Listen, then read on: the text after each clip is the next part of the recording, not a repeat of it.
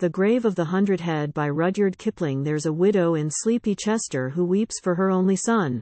There's a grave on the Pabeng River, a grave that the Burmans shun, and there's Subadar Prag Tewarri who tells how the work was done.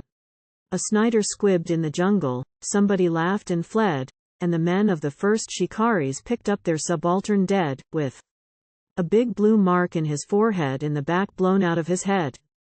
Subadar Prag Tewarri, Jemadar Hira Lal, took command of the party, 20 rifles in all, marched them down to the river as the day was beginning to fall.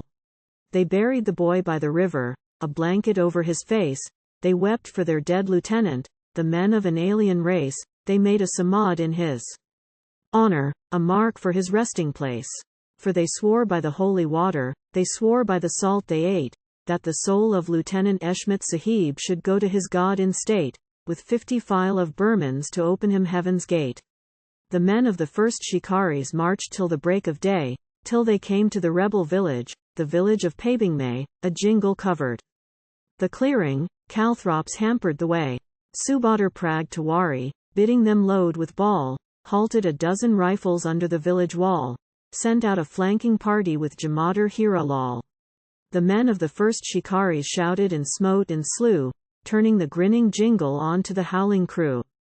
The Jemadar's flanking party butchered the folk who flew.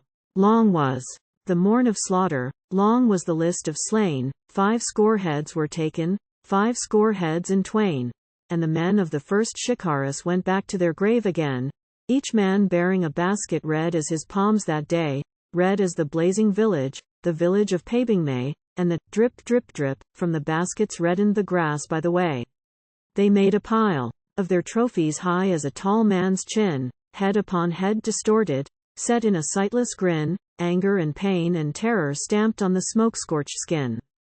Subadar Prag Tewarri put the head of the bow on the top of the mound of triumph, the head of his son below, with the sword and the peacock banner that the world might behold and know. Thus the samadh was perfect, thus was the lesson plain of the wrath of the First Shikaris, the price of a white man slain, and the men of the First Shikaris went back into camp again. Then a silence came to the river, a hush fell over the shore, and bows that were brave departed, and Sniders squibbed no more, for the Burmans said that a white man's head must be paid for with heads. 50. There's a widow in sleepy Chester who weeps for her only son. There's a grave on the Pabeng River, a grave that the Burmans shun, and there's Subadar Prag Tewarri who tells how the work was done.